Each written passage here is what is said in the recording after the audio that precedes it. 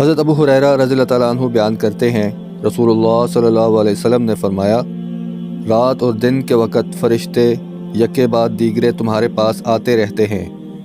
اور وہ نماز فجر اور نماز عصر میں اکٹھے ہوتے ہیں۔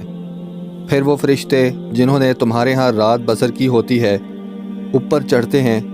ان کا رب ان سے پوچھتا ہے، حالانکہ وہ ان کے متعلق بہتر جانتا ہے، تم نے میرے بندوں کو کس حال یعنی آخری عمل پر چھوڑ کر آئے ہو؟ وہ عرض کرتے ہیں، جب ہم ان کے پاس سے آئے تو وہ اس وقت نماز پڑھ رہے تھے، اور جب ان کے پاس گئے تھے تب بھی وہ نماز پڑھ رہے تھے۔ حضرت جندب قصری رضی اللہ تعالیٰ عنہ بیان کرتے ہیں، رسول اللہ صلی اللہ علیہ وسلم نے فرمایا،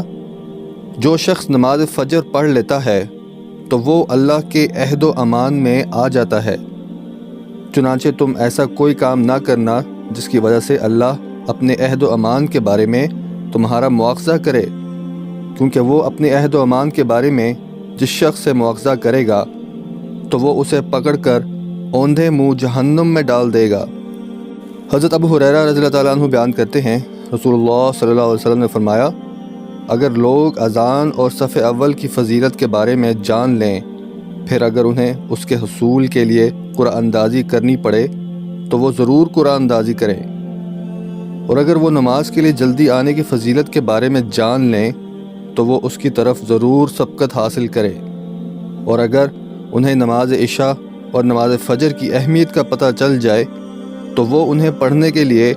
ضرور مسجد میں آئیں، خواہ انہیں سرین یا پاؤں اور گھٹنوں کے بھل چل کر آنا پڑے۔